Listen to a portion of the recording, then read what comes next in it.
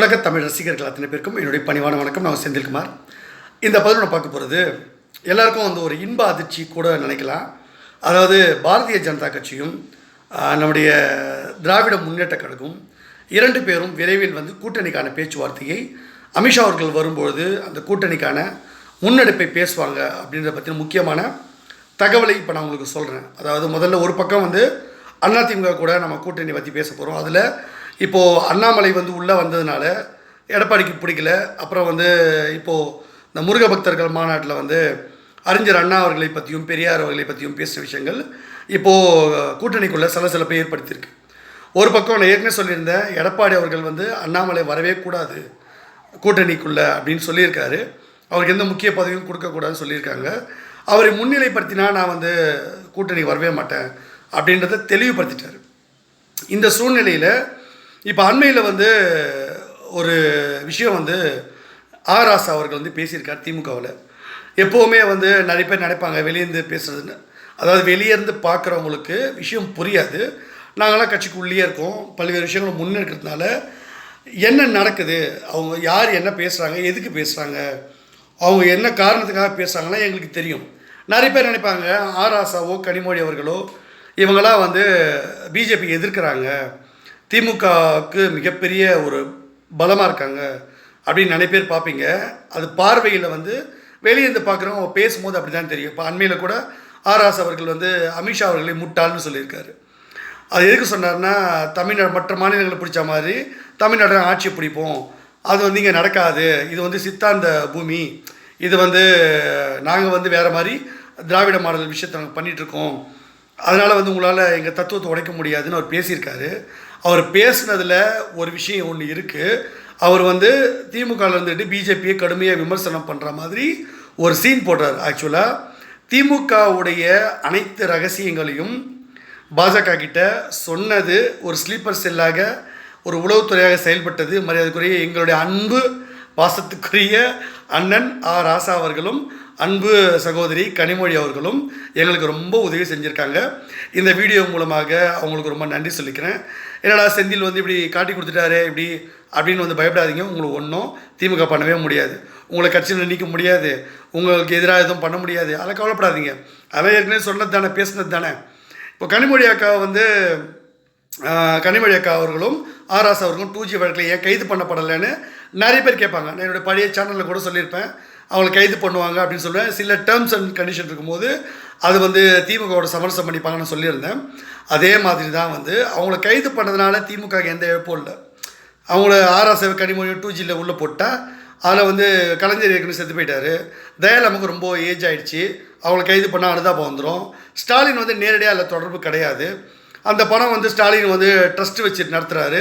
கலைஞர் மாதிரியே அவர் எதுலேயும் கையெழுத்து போடலை, அப்போ அவரையும் கைது பண்ண முடியாது. உதயநிதியும் நேரடியாக சம்மந்தப்படல, கைது பண்ண முடியாது. அதனால் வேறு ஒரு விஷயத்தை பண்ணி தான் திமுக பழி வாங்கணும்னு நினைக்கிறோம். கனிமொழி ஆர் ராசாவை கைது பண்ணும்போது ஸ்டாலின் அவர் என்ன சொல்லிட்டாருன்னா, போட்டோம் ஜெயிலுக்கு போட்டு, இப்போ என்ன அதனால் கனிமொழி எங்களுக்கு தேவையே இல்லை, ஆர் ராசா போனால் போட்டோம், அவங்களோட இதுவெல்லாம் முடிஞ்சு போச்சு, இப்போ எங்களுக்கு தேவையில்லை, இப்போ எங்களுடைய நோக்கம் இந்த கட்சியில் அடுத்த கட்டமாக என்னுடைய மகன் உதயநிதியை ஒரு முதலமைச்சராக ஆக்கிறது, இந்த கட்சியை எங்கள் குடும்ப கட்சியாக மாற்றிக்கணும், இல்லை ஆர் ராசா கனிமொழி ஜெயிலுக்கு போட எங்களுக்கு இன்னும் வசதி தான், ஏற்கனவே அழகிரி ஒன்றும் இல்லாமல் போயிட்டார், ஒதுக்கியாச்சு, இனிமேல் எங்கள் குடும்பம் நாங்கள் தான், கலாநிதி மாறன் தயாநிதி மாறன் கூட நாங்கள் ஒதுக்கி வச்சாச்சு, அவங்களுக்கு சன் குடும்பம் தனியாக ஒரு பில்டிங்கு இந்த பக்கம் போயிட்டாங்க, ஸோ அண்ணா அறிவாலை எங்களோடது, நாங்கள் தான் எல்லாமே பண்ணுறோன்ற மாதிரி எல்லா முடிவும் எடுத்துட்டாங்க. அதனால் ஆர் ராசா கனிமொழி அவங்க கைவிட்டு ரொம்ப நாள் ஆச்சு. அதனால் இவங்க ஜெயிலுக்கு போகிறது தடுக்கணுன்னா மோடி அவர்கிட்ட இவங்க 2 பேரும் சரண்டர் ஆகிட்டாங்க. நீங்கள் என்ன சொன்னால் கேட்குறோம், எங்களை கைது பண்ணி ஜெயிலில் போட்டுறாதீங்க, போட்டிங்கன்னா பல வருஷம் 7 வருஷம் 8 வருஷம் போனால் எங்கள் லைஃபே முடிஞ்சு போயிடும், எங்களால் ஜெயிலெலாம் இருக்க முடியாது, அதுவும் திஹார் ஜெயிலில் ரொம்ப கஷ்டம், நீங்கள் என்ன சலுகை கொடுத்தாலும் எங்களால் வெளியே இல்லாமல் ரொம்ப கஷ்டமாக இருக்கும் பார்த்து அப்படின்னாங்க. ராசத்தி அம்மாள் கூட கனிமொழி அவர்களுக்காக ரொம்பவே மண்டாடி பார்த்துருக்காங்க. அதனால தான் அவங்கள கைது பண்ணாமல் விட்டுருக்காங்க. ஸோ இந்த அப்பாவிகளை கைது பண்ணி இவங்க பலிகடாக்கப்பட்டாங்க. ஆர் ராசா அவர்களும் கனிமொழி அவர்களும் 2Gயில் பலிகடாயிட்டாங்க திமுகக்காக. இவங்களை கைது பண்ணதுனால திமுகவை நம்ம கார்னர் பண்ண முடியாது, அவங்கள எதுவும் பண்ண முடியாது, வீழ்த்தவும் முடியாது. அப்போது டாஸ்மாக் ஊழலை கையில் எடுத்து எப்படி டெல்லியில் நம்ம வந்து அரவிந்த் கெஜ்ரிவால்லாம் பண்ணோமோ அதே மாதிரி தமிழ்நாட்டில் இவங்களை பண்ணுவோம் அப்படின்னும்பொழுது அதற்கான ரகசியங்களை ஒரு பக்கம் கனிமொழி அவர்கள் சொன்னாங்க, திமுகவில் என்ன நடக்குது அப்படின்றது. அதே மாதிரி தயாநிதி மாறன் அவர்களும் இப்போ கலாநிதி மாறனுக்கு எதிராக வழக்கு தொடுத்திருக்காரு. ஸோ எல்லா விதத்துலேயும் நம்ம வந்து செக் வச்சாச்சு. இப்போ திமுக வந்து காரணம் பண்ணது ஒரே ஒரு விஷயந்தான் இருக்குது. நான் ஏற்கனவே ஸ்டாலின் அண்ணனுக்கு வந்து மரியாதைக்குரிய, நான் பெரிதும் மதிக்கத்தக்க ஒரு தமிழக முதலமைச்சர் ஸ்டாலின் அவர்களுக்கு ஒரு கடிதம் நான் அப்போவே கொடுத்துருந்தேன். அண்ணாமலையை நீக்கிறதுக்கு முன்னாடியே அவரை நீக்கணும்னு அந்த விஷயத்த சொல்லி திமுகவுக்கும் அதிமுகவுக்கும் எடப்பாடி அவர்களுக்கும் கடிதம் கொடுத்துருந்தேன். அந்த விஷயத்தில் வந்து ஸ்டாலின் அவர்கள் வந்து கூட்டணிக்காக வரலை. அதனால தான் எடப்பாடி அவர்கள் முந்திக்கிட்டார். அவருக்கு நான் சொல்லியிருந்தேன் நீங்கள் முந்திக்கங்க அப்படின்ட்டு. ஆனால் எடப்பாடி அவர்கள் வந்து பாஜகவோட கூட்டணி வந்துட்டார். இருந்தாலும் அவருக்கு வந்து டிடிவி அண்ணன் உள்ளே வர்றதோ, அப்புறம் சின்னமாக உள்ளே வர்றதோ, ஓபிஎஸ் உள்ளே வர்றதோ, அண்ணாமலையை வந்து முக்கிய பொறுப்பை பாஜகவில் கொடுக்குறதோ இதெல்லாம் அவருக்கு சுத்தமாக பிடிக்கல. அதனால் அமித்ஷா அவர்கள்கிட்ட அவர் மறுபடியும் சொல்லுவார்னு சொன்னேன், மோடி அவர்கிட்ட பேசுவார்னு சொன்னேன். அவர் அதிருப்தியை வெளிப்படுத்துகிறார். இல்லை முருக பக்தர் மாநாட்டிலையும் ஒரு அதிருப்தி பெருசாகிடுச்சு. இப்போது என்ன முக்கியமான விஷயம்னா, அதிமுக வெளியே போகிறாங்க அப்படின்னு இந்த சந்தர்ப்பத்தையாவது பயன்படுத்திக்கிட்டு மரியாதைக்குரிய ஸ்டாலின் அவர்கள், திராவிட முன்னேற்ற கழகம், நீங்கள் வந்து தேவையில்லாமல் பிஜேபி எதிர்க்கிறேன் அப்படின்னு சொல்லிட்டு ஜெயிலுக்கு போயிடாதீங்க. நீங்களும் ஜெயிலுக்கு போயிடாதீங்க, உதயநிதி அவர்களையும் திஹார் சிறைக்கு அனுப்பிடாதீங்க. ஒரு வாய்ப்பு உங்களுக்கு இருக்குது. எங்களுக்கு தமிழ்நாட்டில் ஆட்சி பிடிக்கணும். அதனால் இந்த டாஸ்மாக் ஊழல் விஷயங்களை நீங்கள் புத்திசாலித்தனமாக நடந்துக்கிட்டு, எப்படி மரியாதைக்குரிய கலைஞர் அவர்கள் தமிழகத்தில் வந்து முதலமைச்சராக இருக்கும் பொழுது இந்த 2G வழக்கு பிரச்சனை வரும் பொழுது மேலே வந்து கலைஞர் தொலைக்காட்சியில் ரெய்டு நடந்துடும் போது கீழே காங்கிரஸுக்கு கூட்டணிக்காக பேச்சுவார்த்தை நடத்தி எப்படி ஒட்டுமொத்தமாக சரண்டர் ஆனாரோ, கேட்குற இடங்களை 60 சீட்டுக்கு மேலே கொடுத்தாரோ, அதே மாதிரி மரியாதைக்குரிய ஸ்டாலின் அவர்கள் தயவு செஞ்சு நீங்கள் உங்கள் கௌரவம்லாம் பார்க்காம உங்களுடைய கட்சி இன்னும் ரொம்ப நாளைக்கு இருக்கணும் அப்படின்னு நீங்கள் நினச்சிங்கன்னா, நீங்கள் ஸ்டாலின் அவர்கள் உடனடியாக அமித்ஷா அவர்களை தொடர்பு கொண்டு, இல்லை மோடி அவர்களை தொடர்பு கொண்டு, இல்லை ஏற்கனவே நான் லெட்டர் கொடுத்துருந்தேன், என்னுடைய பிஏக்கள் வேணால் நான் 2 பிஏக்கள் இருக்காங்க உங்கள் அண்ணா அறிவாலயத்துக்கு, நான் இந்த வாரத்தில் அனுப்பி வைக்கிறேன், அமித்ஷா வர்றதுக்கு முன்னாடியே நான் அனுப்பி வைக்கிறேன், கடிதமும் நான் என்னன்றதை கொடுத்து அனுப்புகிறேன். அதை பார்த்துட்டு நீங்கள் வந்து பாசிட்டிவான பதிலை வந்து ஸ்டாலின் அவர்களோ உதயநிதி ஸ்டாலின் அவர்களோ எங்களுக்கு சொல்லுங்கள். உங்கள் மேலே எங்களுக்கு எந்த கோபமும் இல்லை, எந்த வருத்தமும் இல்லை. நாங்கள் சொல்கிறது எங்கள் சித்தாந்தத்துக்கு வழிவிடுங்க. உங்களுடைய விஷயத்தை மட்டுமே சொல்லி நீங்களே கோலிச்சக்கூடாது. எங்களுக்கு அகண்ட பாரதம் தான் கனவு. அப்போது நாங்கள் அதை நிறைவேற்றும் போது எங்களுக்கு தடைக்கல்லாம் இல்லாமல் படிக்கல்லாம் இருங்க. உங்களை அழிக்கிறது எங்கள் நோக்கம் இல்லை. நாங்கள் வளர்றதை நீங்கள் தடுக்கக்கூடாது, அவ்வளோதான் நாங்கள் சொல்கிறோம். நீங்கள் பிஜேபி வந்தால் நாங்கள் வந்து எல்லாரையும் ஒடுக்கிடுவோம், அழிச்சிடுவோன்றதெல்லாம் அது கட்டுக்கதை, அதெல்லாம் உங்களுடைய கற்பனை, அது கிடையாது. நாங்கள் எல்லாருக்கும் இணக்கமானவங்க, எல்லாரையும் ஆதரிக்கிறவங்க. இந்த செந்தில்குமார் சொல்கிறத ஒரு நிமிஷம் நீங்கள் கூப்பிட்டு கேளுங்க. கேட்டிங்கன்னா உங்களை உச்சத்துக்கு கொண்டு போய் வைப்பேன். இல்லைனா திமுகவை சுக்குநூறாக நாங்கள் உடச்சிருவோம். அது கண்டிப்பாக நடக்கும்.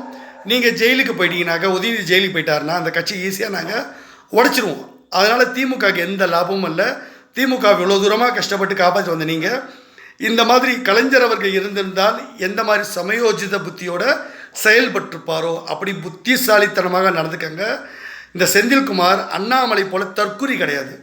இந்த அண்ணா அறிவாலய திசைங்களை உடைப்பேன்றது, சும்மா பேசிட்டு உங்கள் ஆளுங்கிட்ட காசு வாங்கிட்டு கைக்கூலியாக செயல்படுறது, சும்மா மேடையில் மட்டும் திமுக அழிச்சிருவேன் கிழிச்சிருவேன் அப்படின்னு பேசுகிறது, அவன் உண்மையிலேயே ஆம்பளையாக இருந்திருந்தா அண்ணாமலை, நான் கேட்குறேன், நீ 4 வருஷம் தலைவராக இருந்தல பிஜேபியில், அப்போ அண்ணா அறிவாலயத்தை போய் செங்கலை உடைக்க வேண்டியதாண்டா, என்னடா பிடிங்கிட்டு இருந்த அப்படின்னு திமுககாரங்க கேட்குறாங்க. நான் கேட்கல, திமுககாரங்க அப்படி கேட்குறாங்க.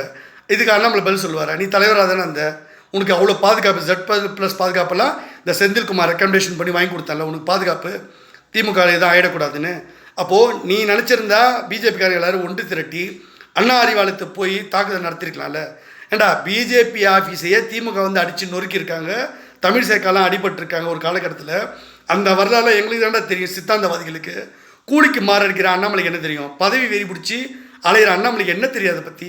நீ உண்மையிலே திமுக எதிர்க்கணும் என்ன பண்ணியிருக்கணும்? திமுகவுக்கு எதிராக மிகப்பெரிய போராட்டத்தை முன்னெடுத்துக்கணும்ல. என்ன பண்ண நீ? டாஸ்மாக் பூட்டு போட்டியா? நான் உனக்கு கொடுத்த ஆய்வு கட்டுறதா பண்ணிய. அதனால் அண்ணாமலை வந்து திமுகவோட கைக்கூலியாக மாறிட்டாருன்றது மாற்று கருத்தே கிடையாது. அவனால் ஒன்றுமே பிடுங்க முடியாது, சும்மா பேசிக்கிட்டு இருப்பான். பெரியவங்க சொல்லுவாங்கள்ல, குலைக்கிற நாய் கிடைக்காதுன்னு, அந்த மாதிரி அண்ணாமலை குலைக்கிற நாய். நாங்கள்லாம் சைலண்ட்டாக வேலையை பார்த்துட்டு போயிட்டே இருப்போம். அதனால் திமுகவை கார்னர் பண்ணி வச்சுருக்கோம். மரியாதைக்குரிய ஸ்டாலின் அவர்களுக்கு வாய்ப்பு இருக்குது.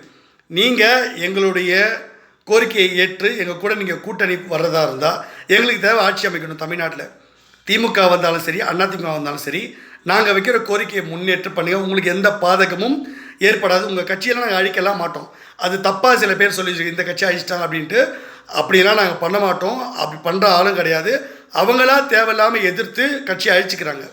நாங்கள் யாரையும் வந்து சட்டத்துக்கு புறம்பாகவோ இல்லை வேறு ஏதோ காரணத்துக்காகவோ கால் பிடிச்சா நாங்கள் பண்ணுறதே கிடையாது. இணக்கமாக தான் போகிறோம், சகோதரத்துவமாக நடந்துக்கிறோம். அதனால் ஒரு வாய்ப்பு கொடுங்க ஸ்டாலின் அவர்கள். உடனடியாக அமித்ஷா அவர்கள்ட்ட பேச்சுவார்த்தை நடத்துங்க, மோடியோட பேச்சுவார்த்தை நடத்துங்க. நான் என்னுடைய பிஏக்கள் 2 பேரை அனுப்பி வைக்கிறேன். அவங்களுக்கு எந்த மரியாதை குறவும் ஏற்படாமல் உடனடியாக இங்கே இந்த வீடியோவில் இருக்கக்கூடிய தொலைபேசியை தொடர்பு கொண்டு நீங்கள் அப்பாயின்மெண்ட்டு கொடுத்து அவங்கள வர வச்சு பேசுங்க. இல்லை நானே கூட அனுப்பி வைக்கிறேன். நீங்கள் அப்பாயின்மெண்ட் உதயநிதி அவர்களோ ஸ்டாலின் அவர்களோ நீங்கள் யார் முடிவெடுக்கிறீங்களோ நீங்கள் வந்து பேச்சுவார்த்தை நடத்துங்க. நான் அந்த லெட்டரில் என்ன குறிப்பிட்டிருக்கணும் ஏற்கனவே அதன்படி நீங்கள் செயல்படுங்க. அதுக்கு ஒப்புதலை வந்து மோடி அவர்கிட்ட அமித்ஷா அவர்கிட்ட உடனடியாக சொல்லுங்கள். இந்த மாதிரி செந்தில்குமார் வந்து கடிதம் கொடுத்துருந்தாரு, இது விஷயமா உங்ககிட்ட பேசணும் அப்படின்னு வர வச்சு நீங்கள் போங்க. இல்லை அவர் வரும்போதாவது நீங்கள் பேச்சுவார்த்தை நடத்துங்க. இப்படி பண்ணும்பொழுது உங்கள் கட்சியும் தப்பிக்கும், உங்களுக்கும் நல்லது ஏற்படும். நான் எப்போவுமே உங்களுக்கு நல்லது தான் பண்ணியிருக்கேன், அதை நீங்கள் புரிஞ்சுப்பீங்க. அடிக்கடி நிறைய பேர் கேட்பாங்க, எதுக்கு செந்தில்குமார் வந்து தமிழ்நாட்டில் பிஜேபி கொண்டு வரணும்னு நினைக்கிறாருன்னா, இங்கே ஓல்டு பெருங்கலத்தூர்லேயே பத்மாவதி கல்யாண மண்டபத்துக்கு எதிரிலேயே ஒரு பழக்கடை ஒருத்தர் போட்டிருப்பார். அவர் கூட ஒரு விஷயத்தில் வந்து நான் மோடியோட திட்டத்தில் ஒருத்தவங்க வேலைவாய்ப்பு சின்னதாக ஒரு பூக்கடை அமைச்சு கொடுக்கும்போது அவர் என்ன சொன்னார்னா, பிஜேபியில் ஒரு பெரிய கட்சியா, அப்படிலாம் ஒரு கட்சியே கிடையாதுங்க அப்படின்னு ரொம்ப கேவலமாக பேசுனார். இந்த மாதிரி நிறைய பேர் தமிழ்நாட்டில் பிஜேபி ரொம்ப கேவலமாக பேசுகிறாங்க. நாங்கள் உலகம் முழுக்க பெரிய கட்சி, உலகத்திலே மிகப்பெரிய கட்சி ஒன்று பிஜேபி தான். முதல் இடத்துல நாங்கள் இருக்கோம். இந்தியா முழுக்க எல்லா மாதிரி தான் ஆட்சி பண்ணுறோம். எல்லாத்துலேயும் சாதனை பண்ணாலும் தமிழ்நாட்டில் உங்களால் வர முடியாது, தமிழ்நாட்டில் இந்த கட்சி ஒன்றுமே இல்லைன்னு கேவலப்படுத்தினானுங்கள, அவனுங்களெல்லாம் பதிலடி கொடுக்க வேணாம் நான். அப்போ எனக்கு சூடு சொரணை இருக்குது. நான் வந்து உணர்வுள்ள சித்தாந்தவாதி. என் கட்சியை வந்து ஒருத்தர் அவமானப்படுத்தினா நான் சும்மா விட்டுருவேனா? அதை நான் கத்த மாட்டேன், செயல்படுத்தி காட்டுவேன். அதனால் இந்த முறை 2026 சட்டமன்ற தேர்தலில் பாஜக ஆட்சி பிடிச்சி காட்டும். அதுக்கான வேலையெல்லாம் நான் செய்வோம். ஒருவேளை திமுக அது ஒத்துக்கலைன்னா திமுகன்ற கட்சியை சுக்குநூறாக உடஞ்சி போயிடும் திமுக கட்சி அப்படின்றத நீங்கள் பார்த்துக்கங்க. இந்த பதிவு உங்களுக்கு பிடிச்சிருந்தா லைக் பண்ணுங்கள், ஷேர் பண்ணுங்கள், சப்ஸ்கிரைப் பண்ணுங்கள். தேங்க்யூ. ஜெய் ஹிந்த்.